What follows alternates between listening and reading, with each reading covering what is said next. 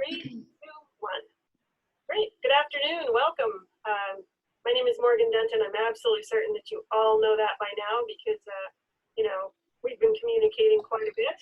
I'm thrilled to see you here this afternoon. This is our regular Tuesday afternoon PD session.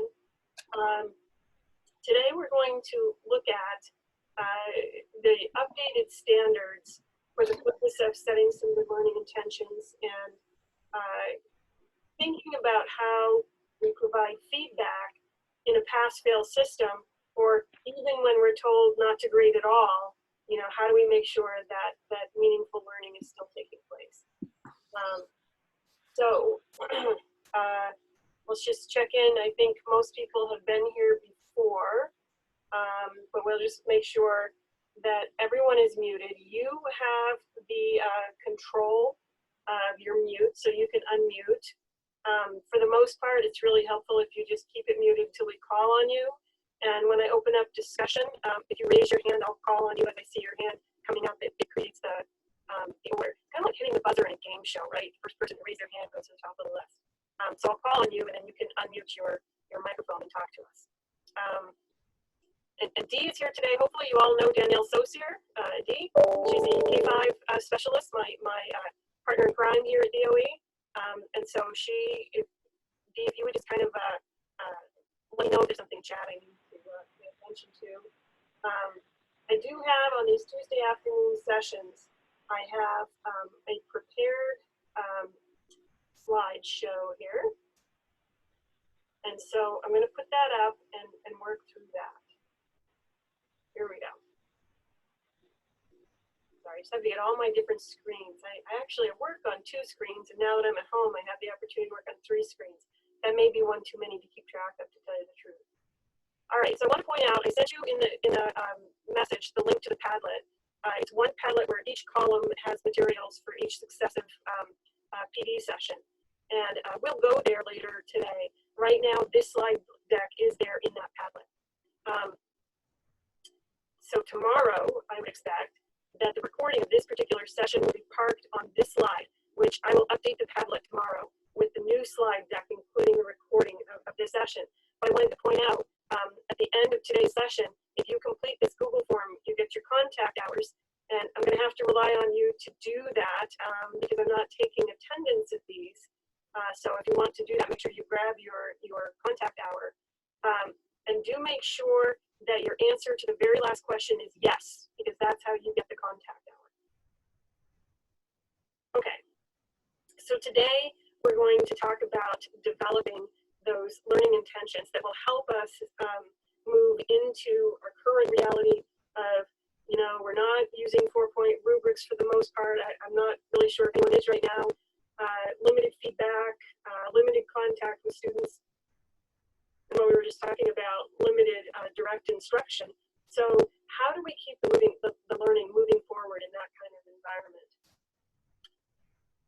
Dee and I were told, probably like a lot of you, oh, no new learning. You can't in this environment with stress levels high, you can't expect any new learning to take place because we have been planning to roll out the updated ELA standards. And then we were told to hold off. I am defying those directions because the other part of the directions were do what you can to support the needs right now. And I think that moving to the updated standards is a really good and timely move. And hopefully by the end of this session, you will too. So here's why I think in order to develop some objectives, like 1 or 2 objectives for the rest of the school year, whatever you're doing, we should go to the updated standards because number 1, the feedback that we've gotten from folks who look at them is, wow, they're great, they're streamlined. Streamlined was the word that came out the biggest. If you did a Wordle, streamlined was the word that people were using. They're much simpler to use and to follow. I'd say they're user-friendlier, that they're really were developed, they were revised by Maine teachers with Maine teachers in mind. So they're definitely user-friendlier. A big part of what happened was a shift to really focus on the larger purpose, making the purpose of ELA or literacy instruction very clear and making it a headline. And another part of the revision was an intention to open up some room for teacher expertise to really put a little more of the creativity and choice gets back in the teacher's hands. So I want to make sure that we're using words in the same way. I'm talking about objectives and learning intentions. So I want to make sure that we're thinking of them with the same definition. Objectives are the really big ideas, and objectives, it's like if you're teaching a class and someone says, why are you teaching this class to this group of students? You know, it's just a few things that make it important that you want students to learn. It's the really big ideas that define what that class is. And learning intentions all hang underneath that. So you have a big idea, and then you break it down into all these learning intentions. And learning intentions tend to be iterative. They're going to show up throughout the school year because you're going to make the text more complex, you're going to make the task more complex, and so you keep coming back to these same learning intentions. I want the students to get better at doing the same thing. They're certainly far more numerous, even if they are repetitive. And a learning intention maybe addresses a single lesson, or it may have to be done over several lessons. So these are the definitions I'm using. I feel like I need to start with the definition of these terms because, good Lord, I don't even think that we have the same definition of curriculum. You know, like anytime you ask people to define curriculum, you'll get as many different answers as there are people in the room. So learning big objectives and learning intentions for lessons. So a big question is, why do I think we should use the updated standards to do this work? First of all, the big one is the way the standards were updated. There was an intention in making very clear the multi-strand relationship of the standards. In other words, you read something and you talk about it in order to clarify your thinking about what you've read. And you read and talk before you do the writing, you know, that they're all interrelated and you don't expect to do any one in a total vacuum. And so the intention was to point back and within those cross-strand relationships. I think it's good to use the updated standards too, because there's always been a ton of really good information in the introduction to the Common Core standards, and it was largely ignored in many ways. And so the teachers who came together to review and update the standards felt like that information needed to be moved closer to where it was really purposeful. So the introduction is much, much shortened, and each strand has its own preamble or the introduction to that particular strand. So those are some really important pieces that folks put a lot of work into to help you get the big ideas, to make us very clear, to get us all on the same page about the purpose of ELA as a whole, and then of reading and of writing and of speaking and listening and of the language standards. The third bullet I have on here, I know it looks contradictory, but this is absolutely true. What was removed from the standards is essential to help you setting goals. So there were some things that were peeled out, that were taken away from the current document in order to create this streamline and to pare them down. And thinking about what was taken away and why it was taken away or moved out of this particular document is very helpful in setting those larger goals. So here are the documents that I'm going to be referencing. These are all in the Padlet. And you need to know, Dee and I, even as the teams were working to draft the updated standards, Dee and I were working to create a variety of different supporting documents, providing the standards in different formats to help folks learn about them. The first two documents are short and simple, and they're really meant to give you that big picture overview of what has happened. The first one is a comparison chart of the Common Core anchor standards compared to the updated Maine anchor standards. The second one has the Common Core anchor standards and then explanations of why changes were made to the Maine version. The third document you see on here is standards in the common format. One of the things that happened with this update is that all of the standards in all 8 content areas have to be put into a common format. So any teacher walking into any one of the content strands can find them looking exactly the same as every other content area. So you'll see them in a common format. Dee and I actually put them into this K-12 progression, and we really like this one. This is just like a straight up Word document without all kinds of crazy formatting. And because of the way that the ELA standards move from kindergarten through 12th grade in a pretty straight line in the developmental progression, we feel like this document is a little bit easier for us to work with.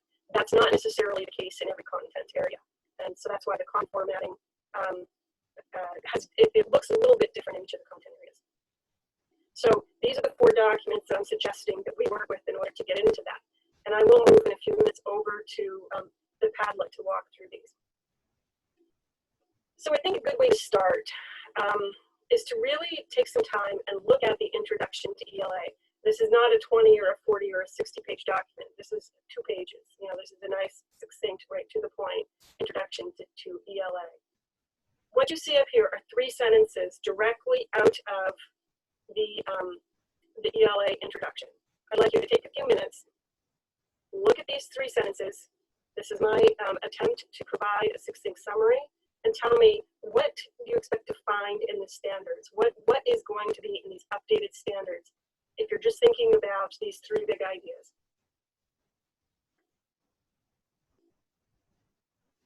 When you have an idea, you can start writing that in the chat box.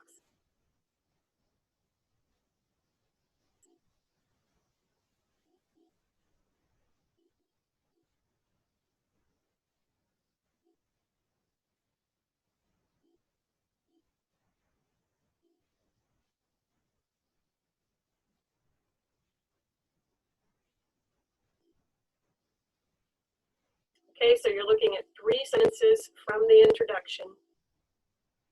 What's implied by these 3 sentences? What can you expect to find? Just as far as building an anticipation set. All subject areas. Thank you, Linda. That's one of the major ideas just embedded throughout the standards. These are literacy skills applied to all subject areas. Anything else that stands out just from these 3 sentences that helps you build some anticipation?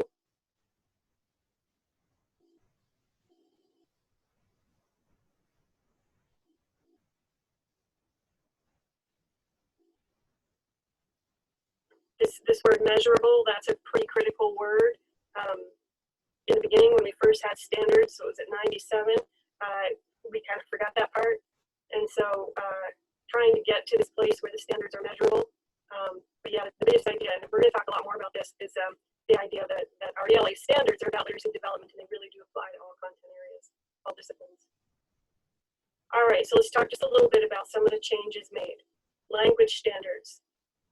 Language standards have moved to the first position in our document. They're the first things you encounter. Now, in our current iteration, they're way at the end, and the idea was the language standards apply to everything. So, you know, they're just going to be down there as a foundation, but I don't think that's how people approach them. So we put them up first so that you can see them first as you move into the document. Really, there's no significant content change within the language standards themselves. There's minor tweaking. We suggest that you begin there. We put it in the front because this is where we should begin with our thinking about literacy instruction and design. For one thing, the language standards help to inform and define the complexity of text. And text complexity is critical at every grade. It also, understanding how the language standards within that grade level complexity are showing up in the text, help us to inform what reading strategies we may be using to access that text. And also, the language standards apply to all of the strands, reading and writing and speaking and listening. And so whatever you encounter in those first 6 standards for language, they're meant to be teamed up, paired with, and distributed, taught in unison with other content strands. So the next thing you come to is speaking and listening. So speaking and listening is slimmed down a little bit from 6 to 4 standards. Combined, similar standards were combined just for efficiency's sake. But the presentation of knowledge and ideas has definitely been articulated in such a way that it's much more explicitly linked to writing, that the link between speaking and listening and writing that comes from that is more evident. And this is also where we're really trying to honor multimedia formats. In my mind, the expectations for viewing and listening elevate listening to a text status. You know, you're looking at multimedia formats. This is another way of getting that input. So the third strand now is reading. This is pretty different. We always had reading up at the front, and now we're saying consider language first. Think about the speaking and listening tasks that you do in unison with reading. Now, many of you have seen the 4-column chart for the reading standards that had literacy or literature, informational text, history, social studies text, science, and technical text. And the standards were articulated across those 4 types of text at grades 6 through 12. There was an intention in that to make it clear that literacy skills for literature are not exactly the same as literacy skills you tap, say, for a manual. But I don't think that intention was executed in the way it was meant to be.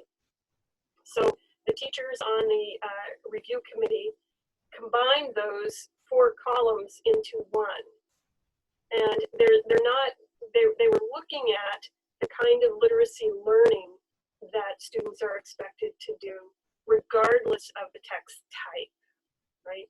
So let's think about this.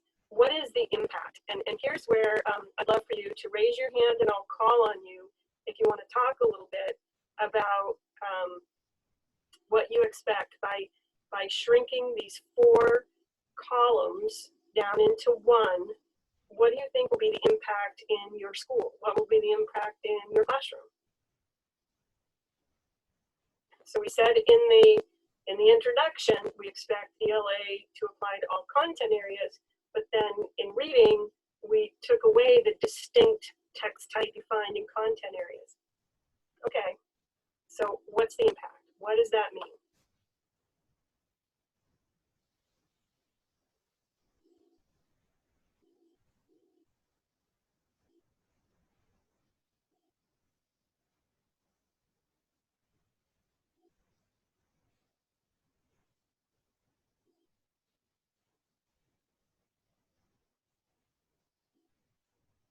Wait time in a virtual environment is really kind of weird.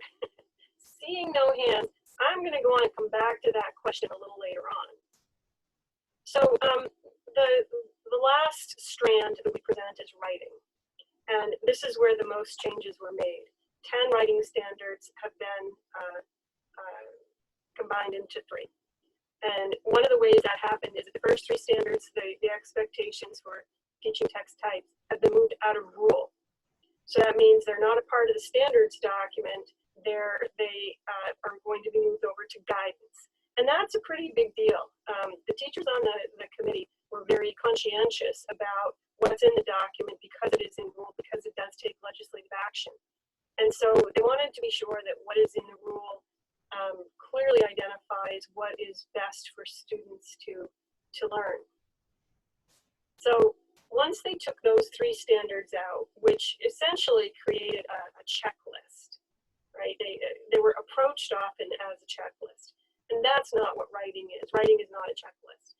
We take those 3 standards out of rule, move them over to guidance. What's left there were a few big ideas, but also there was quite a bit of redundancy in the writing standards. And so the writing team took a big swing here, and they shrank the writing standards down to 3. It was actually more like 6 became 3 as opposed to 10 became 3, because one of them moved up into the preamble and 3 went out into guidance. And also, just like with reading, instead of saying writing in ELA is this and writing in other content areas is this, they said writing is writing, period, and took away that column for the other content areas. So, slimmed down in a big way. So here's the process that I'm suggesting. As you look at the rest of this school year, and as you think about how you're going to plan for the next school year with whatever context we have, I would say a good way to begin is to determine the objectives, the big ideas, starting with the introduction and the preambles to each one of the content strands. Set learning goals for the lessons using those performance expectations, but set your objectives from the big ideas. And also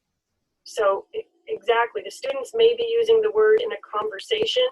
They may be defining the words that if you've chosen a text that has a lot of figurative language, a lot of connotative language, or if you're looking for technical meanings, you're looking for something that's straight up definition. And so this idea of using the vocabulary appropriately is going to look different depending on the type of text you're using. And so your assessment might be an essay, your assessment might be a discussion, your assessment might be a chart, it might be a worksheet, it could be all kinds of things. And yes, you want them demonstrating that they have some facility, that they're internalizing those words, those specific words about this particular topic. And this is another thing, thank you, John, that's an important idea, is that oftentimes we're talking about words that students may know the meaning in one specific context. It may be a word that they're used to using in this context, but in this thing that they're looking at, it's a different definition altogether. Do they pick up on that difference, whether it's subtle or dramatic? Can they use it correctly? So students can look up the words in a dictionary. Do they know exactly which one fits this context? That's what we're really boiling down to. And look, it's a language standard because that's a big idea. It's also in this particular reading standard as well. So we're trying another one. This one is about collecting evidence. So we've got the same big objective, but this time we're looking at how we collect evidence to inform a discussion, specifically about entering into a discussion prepared. So here at the 6A level, we have a speaking and listening standard, SL, we have a reading standard, and look at this, we have a writing standard. So here's the question. Why do these three performance expectations work together when the task we know is going to be a discussion? Why do these three work together? Why is there a writing standard in this learning intention that's about a discussion?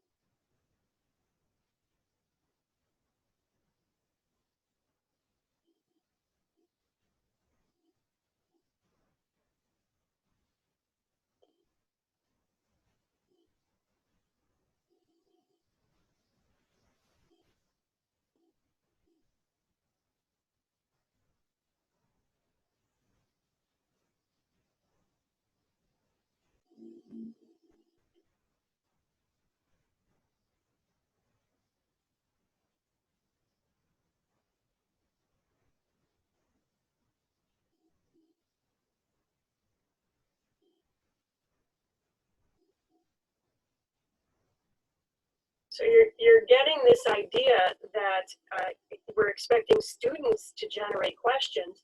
Writing standard number one is all about the inquiry process. And the inquiry process cannot exist without input. Here we're choosing our input, first of all, from reading in order to gain to follow a particular line of inquiry. And then we're going to have this discussion about this topic. So Linda, you're absolutely right. The self-generated questions help to create that engagement, knowing that the students have a way of pursuing those ideas, that they have a way to go in.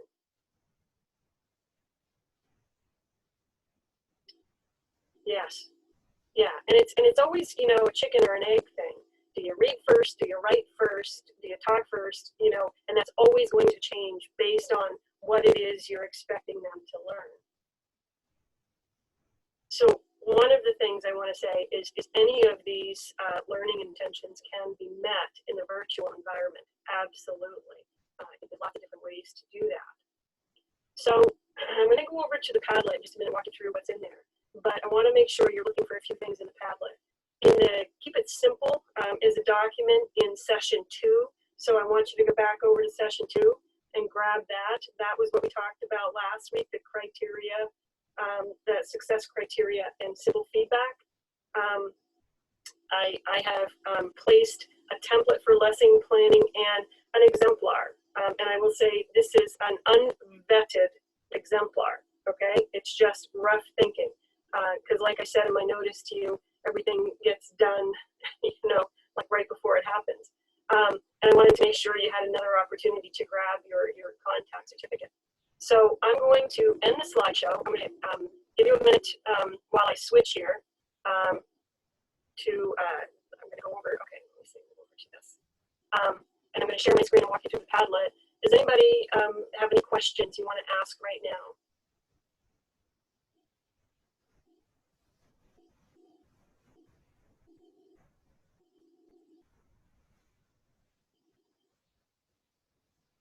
Okay, holler at any time at this point. You know, we're going to wrap it up here. But I want to show you what's in, hopefully you're all looking at a screen with a green background. It's the Padlet, right? Okay, so what you see here is a slide deck for today. And then here's the thing that I want you to notice. Dee and I took the introduction to the ELA standards and the preambles, and we put them together into one document so that you can take a look across these documents and get the big ideas. So, yep, the spacing came out a little weird, but okay, whatever. Here we go. These are the documents. So that's a good place to begin, is that big idea where you've got the intro and the preambles. All right, so here's some fun stuff.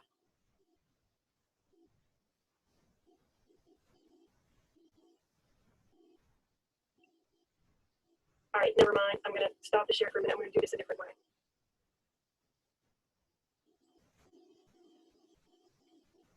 Sorry, I got to get used to how to share this. All right.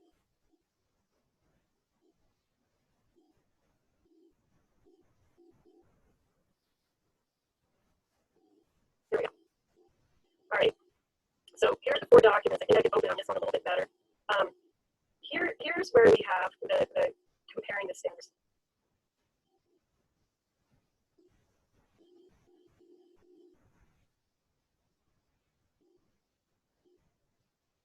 I cannot get this foolish thing to open up to save my life. What's going on?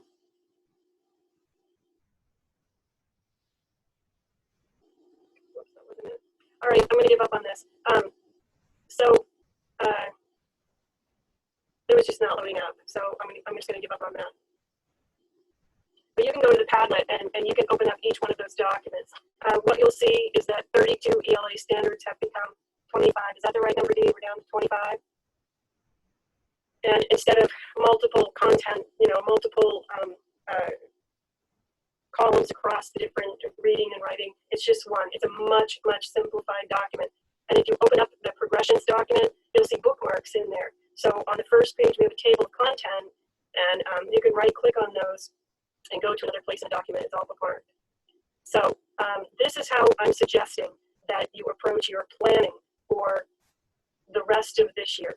Have you all gotten an end date yet for when your teaching will conclude? Now, I think this week they're really trying to figure that out. There's a lot of legal finagling in there, if you will. I'm going to open it up for conversation at this point. Questions, feedback? No end date yet, huh? Oh, and I do want to remind you, thank you, Linda, for the reminder. So tomorrow at 10 o'clock for grades 9 through 12, we're going to have a teacher-facilitated session where you can bring your questions, bring your, you know, if you have a unit you think you're going to do after vacation. I'm assuming everybody's going to take vacation next week, because even if it's a staycation, we get a little time off. But bring your questions. You know, I've had a few folks who've said, I have this title I really want to teach. I'm not sure how to approach it. We're going to use a workshop model where Tip is one of the teachers who will facilitate that discussion.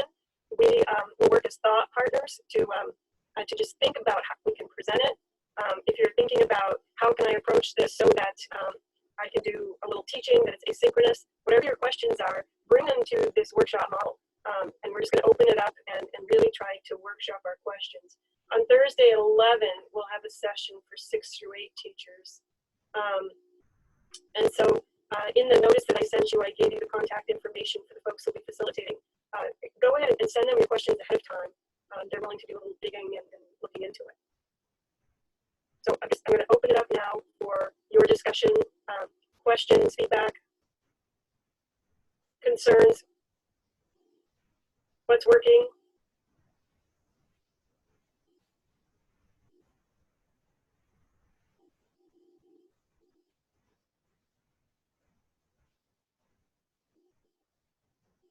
looks like quite a few folks are sort of sticking to the calendar as planned, from what I'm seeing so far. Yeah, I think there's lots of reasons to do that. So we'll have maybe 6 weeks to plan for after the April break.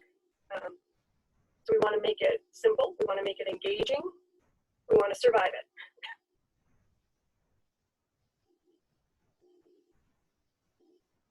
The teacher sessions absolutely will be recorded, and you will also be able to get contact hours for participating in those. So even if you don't have a particular question you're bringing in, kind of participate as a thought partner. Come and observe. I think time is, we're all learning that the time is not as rigid as we used to think it was.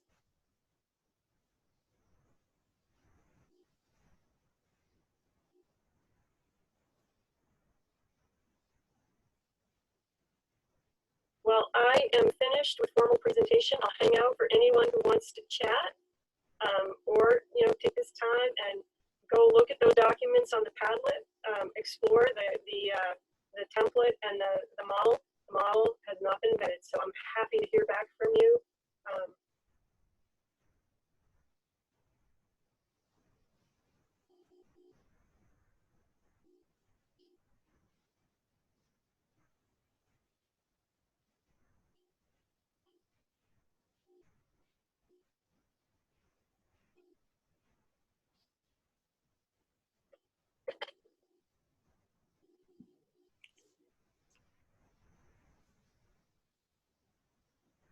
Yeah, I hope to see you all on Thursday. We'll have just a hangout on Thursday. I'm actually thinking next week, since most of us will be in that staycation mode, we should do an ELA happy hour, the virtual happy hour, just to come together and relax. I'd like to know what everybody's reading that is not for school. Yeah, absolutely.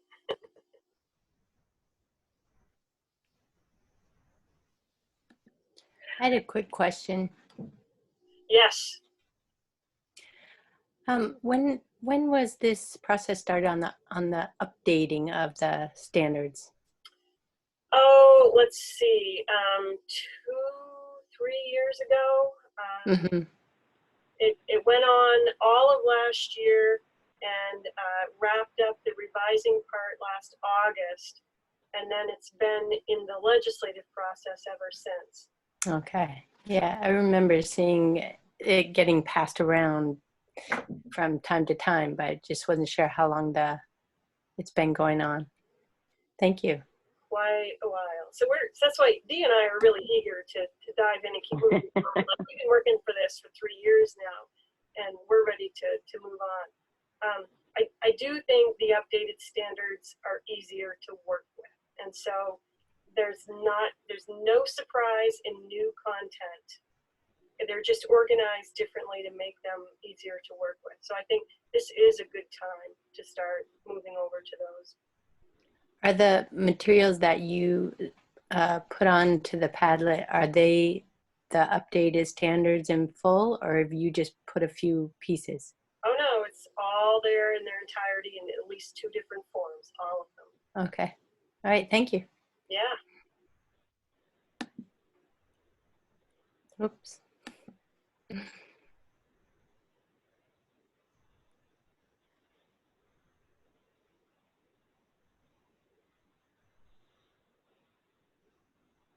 Yes, Tiff, some people do really read for pleasure. I want to know what people are binge watching, if anybody's willing to admit what they're binge watching.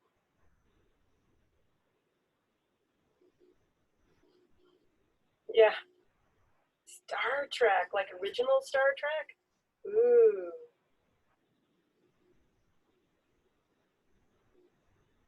Yeah, I'm trying to catch up. I can't quite bring my mind to see that Criminal Minds has ended. Yeah, I haven't watched the final season of Schitt's Creek yet. Gotta tell you, I love most things Canadian, and I assume it's because I grew up in Presque Isle, and so CBC was one of the channels we could actually get more reliably than American channels, believe it or not.